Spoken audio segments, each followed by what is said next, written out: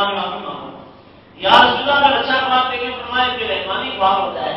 اب یہ خواب دیکھو نا اچھا خواب ہے کوئی دیکھا ہے تو فرمایا کہ تم اللہ کا شکر ادا کیا کرو. کیا ارشاد فرمایا؟ اللہ کا شکر ادا کیا کرو.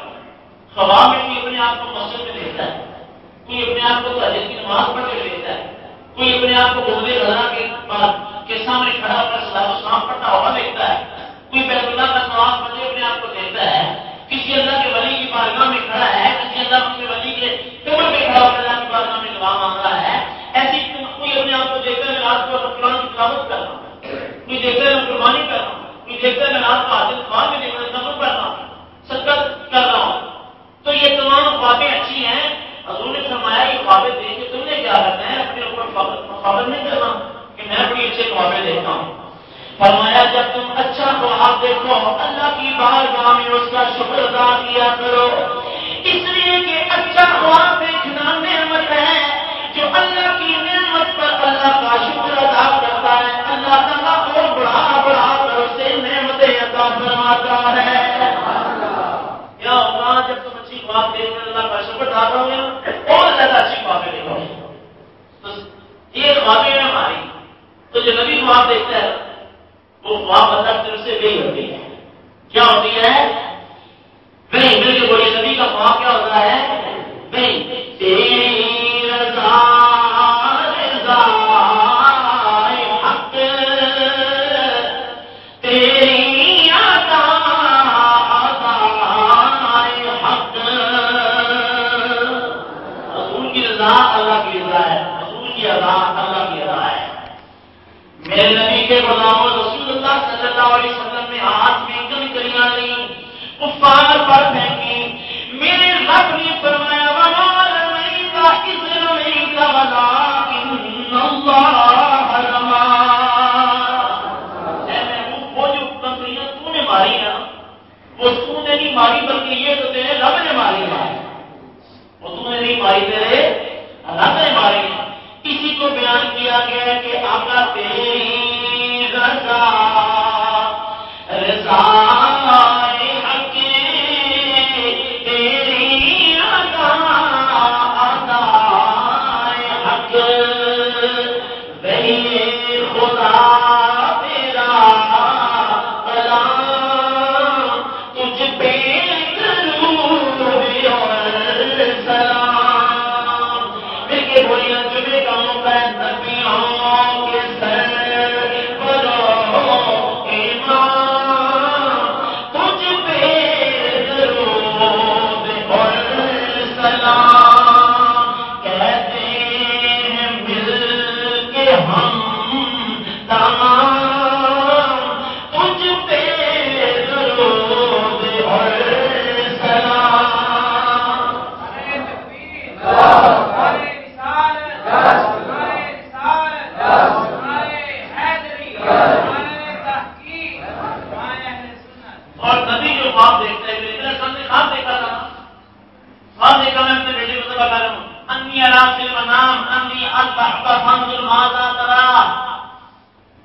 خواب دیکھا تھا میں اپنے بیٹے کو ذرا بتا دوں, لیکن یہ خواب نہیں تھا, اللہ کی طرف سے وہی تھی, اللہ کا حکم تھا وہی تھی. اس لیے اس کو پورا کرنے کا تیار ہو گیا. نبی جو خواب دیکھتا بھی اور ان کی بے شمار خواب ایسے ہوتے ہیں. سرکار خواب دیکھتے اور اللہ طرف سے وہی ہوتی ہے. سرکاری دوان رات کو خواب دیکھتے صبح ظاہر ہو جاتا جو کچھ دیکھتے. پھر کیا ہوا؟ فرماتی ہے نبی صلی اللہ علیہ وسلم نے کیا کیا کہ غارے رامی تشریف لے گئے.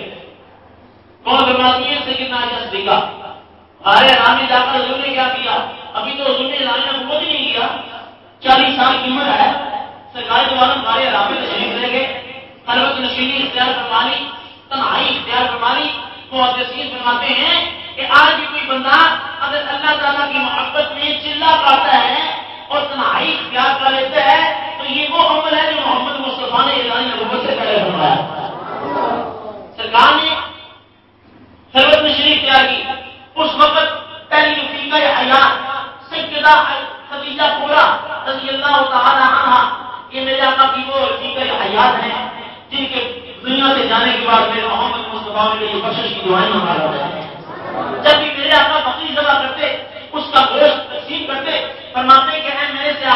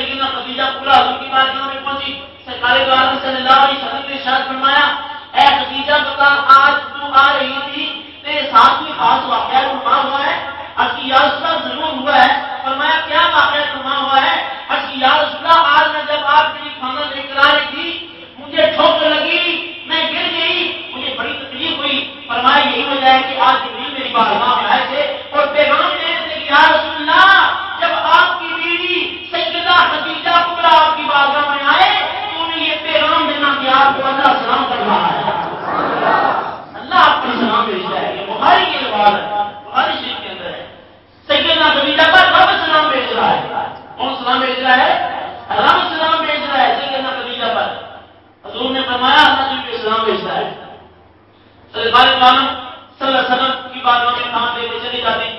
پھر کیا ہوا؟ پہلی گئی نازل ہوئی. کون آیا حضور کی بارگاہ میں؟ جبریل. دل کے ولی کون آیا؟ جبریل. پہلی گئی لے کر حضور کی بارگاہ میں سارے ہرا میں آئے. سرکار دو عالم نے ہمارے ہرا کو بھی منتخب کروایا، اس لیے کہ ہمارے ہرا ایسے مقام پر بنا ہے اگر وہاں پر کوئی بندہ آج بھی دیکھے تو اس کی نظر ساری کا بدل کر دیا. سرکار دو عالم نے دو عبادتوں کو اکٹھا کیا، ایک تو رب کی عبادت کرتا ہوں، دوسرا بابا کو دیکھتا ہوں، بابا کو دیکھنا بھی عبادت ہے. سرکار دو عالم کی بارگاہ میں جبریل آئے اور کہا کہ اقرا پڑھیے. میرے آقا نے فرمایا میں پڑھنے والا نہیں. کیا شان فرمایا میں پڑھنے والا نہیں. یہاں پر بات واقع ترجمہ کیا کہ میں ان پڑھ ہوں، میں کیسے پڑھ سکتا ہوں؟ ایسا ترجمہ نہیں ہے. ماں آنا بیکاری، یہ بات ہے میں پڑھنے ماں آنا، میں پڑھنے والا نہیں ہوں. جبریل کہتے ہیں اقرا پڑھیے. حضور فرماتے ہیں میں پڑھنے والا نہیں. اب پہلی بات تو یہ ہے اس سے پہلے تو جبریل حضور کی بارگاہ میں آئے نہیں تھے. میرے آقا نے کیسے پہچان لیا کہ یہ اللہ کا فرشتہ جبریل ہے؟ یہ اللہ کا فرشتہ جبریل ہے. لازمی بات ہے پہچان ضروری تھی کہ کال کیسے ہو سکتا تھا؟ رب کا فرشتہ ہے اور رب کا قرآن لے کے آ رہا ہے. یہ تو نبوت کے خلاف بات آتی ہے. وہ اللہ تعالیٰ نے کہ نبوت سے پہلے اپنے نبی کو اتنا علم عطا فرما دیا تھا اور حضور کے قلب کے اندر اتنا نور پیدا فرما دیا تھا کہ ظاہر اور باطن تمام چیزیں اپنے محمد مصطفیٰ پر حیران فرما دی تھی. میرے آقا پہچان لیتے تھے کہ یہ اللہ کا فرشتہ جبریل ہے. جبریل وہ جبریل جو کسی نبی کی بارگاہ میں ایک بار آیا، کسی نبی کی بارگاہ میں 2 بار آیا، کسی کی بارگاہ میں 8 بار، کسی کی بارگاہ میں 25 بار، کسی کی بارگاہ میں 104 مرتبہ. لیکن قربان ہے اے میرے آقا آپ کی رحمت پر جبریل بھی آپ کی بارگاہ میں آپ کی زندگی میں 26,000 مرتبہ آیا. 26,000 مرتبہ کی بارگاہ میں جبریل امین حاضر ہے. بلکہ یوں کہیں کہ جبریل سرکار دو عالم کی بارگاہ میں پیغام دے کے جب واپس رب کی بارگاہ میں جاتے تھے تب انتظار کرتے تھے، تمنا کرتے تھے. وہ لمحات جبریل پر بھی مشکل بن جاتی تھی کہ جب وہ مصطفیٰ کی بارگاہ سے واپس رب کی بارگاہ میں جاتے تھے اور انتظار کرتے تھے مالک کب تو کوئی نیا پیغام مجھے دیتا ہے. وہ پیغام لے کر محمد مصطفیٰ کی بارگاہ میں جاؤں اور نبی کا دیدار لگا. حضور کی بارگاہ میں جبریل وجہ ہے کہ عمر پر جبریل کی دیر سے آئے. سرکار نے فرمایا جبریل کیا وجہ ہے؟ ہم اس سے مشتاق رہتے ہیں ہر وقت. کیا فرمایا؟ ہم مشتاق رہتے ہیں، ہم انتظار کرتے ہیں تو کب آئے گا. ایک وجہ نہیں تھی کہ جبریل امین کی زیادتی کے لیے میرے آقا مشتاق رہتا ہے. فرماتے ہیں ہم تو انتظار کرتے رہتے ہیں کب تو میرے رب کا پیغام میری بارگاہ میں آئے گا. ہم اللہ کا پیغام سننے کے لیے بے چین رہتے ہیں. جبریل کہتے ہیں یا رسول اللہ صلی اللہ علیہ وسلم آپ رب کا پیغام سننے کے لیے بے چین رہتے ہیں اور یا رسول اللہ جب ہم پیغام لے کر واپس جاتے ہیں تو ہم بھی آپ کو دیکھنے کے لیے ہر وقت بے چین لگاتے ہیں. ہم بھی انتظار کرتے ہیں کب رب کا حکم ہو، لیکن آپ اللہ کے حکم کیا ہے ہم کوئی کام نہیں کرتے. ہمیں جب اللہ کا اذن ہوتا ہے ہم آپ کی بارگاہ میں حاضر ہے. وہ جبریل ہے اقرا پڑھیے. میرا نے فرمایا پڑھنے والا نہیں. کیا شاہ فرمایا میں پڑھنے والا نہیں. 3 مرتبہ فرمایا اور سرکار فرماتے ہیں مجھے جبریل نے زور سے دبایا اور امام بخاری کی صدر فرمائی سرکار فرماتے ہیں مجھے تکلیف محسوس ہوئی. اب ظاہر ہے بشریت غالب تھی سرکار دو عالم پر. ایک وہ وقت ہوتا ہے جب حضور پر نورانیت غالب ہوتی ہے، ایک وہ وقت ہوتا ہے جب حضور پر بشریت غالب ہوتی ہے. اس کی ایک ایگزامپل مثال میں آپ کے سامنے پیش کرتا ہوں. سرکار دو عالم غارے میدان احد میں، سرکار دو عالم صلی اللہ علیہ وسلم میدان احد میں کفار کے ساتھ جنگ کر رہے ہیں. میرے آقا جہاد کر رہے ہیں. اس دوران میرے آقا کے جسم پر زخم آئے، حضور کے جسم سے خون نکلا تو یہ بشریت مصطفیٰ پر غالب کی خون نکل آیا. لیکن معراج کی رات میرے آقا کا سینہ چاک کیا گیا، مصطفیٰ کا دل نکالا گیا اور دل سامنے رکھا گیا. میرے مصطفیٰ اس دل کو دیکھ بھی رہے ہیں. مصطفیٰ کا سینہ چیرا گیا، خون نہیں نکلا اور نہ فرماتے ہیں وہاں پر بشریت غالب تھی یا مصطفیٰ کا نورانیت غالب یا حضور پر نورانیت غالب تھی. اب غارے جانے بشریت غالب تھی. بشریت کا سرکار نے مجھے تکلیف محسوس ہوئی. جبریل نے سینے سے لگایا، پھر میں چھوڑا، پھر فرمایا پڑھیے. میں نے فرمایا میں پڑھنے والا نہیں. حضور فرماتے ہیں میں پڑھنے والا نہیں. تیسری مرتبہ پھر جبریل نے مجھے سینے سے لگایا اور کہا پڑھیے. حضور نے فرمایا میں پڑھنے والا نہیں. اور پھر جبریل نے کہا اقرا بسم ربک الذی خلق، پڑھیے اس رب کے نام سے جس نے انسان کو پیدا کروایا. جب میرے آقا نے رب کا نام سنا تو اب مصطفیٰ نے پڑھنا شروع کر دیا. اب مصطفیٰ نے پڑھنا شروع کر دیا. محدثین بڑی پیاری بات لکھتے ہیں جب جبریل نے کہا تھا نا اقرا پڑھیے، اگر حضور اس کے کہنے پہ پڑھ دیتے آج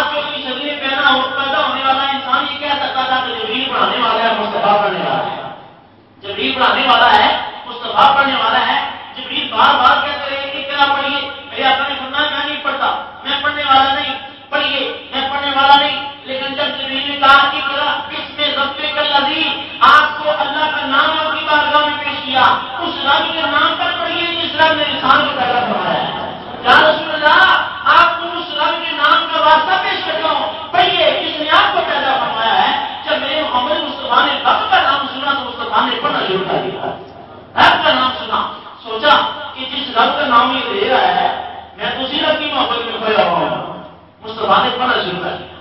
وجہ کیا تھی؟ سینے سے کیوں لگایا؟ دبایا کیا؟ ایک بار لوگ یہ کہتے ہیں سرکاری قانون کو بڑا زور سے دبایا. جبریل کے اندر اتنی طاقت ہے؟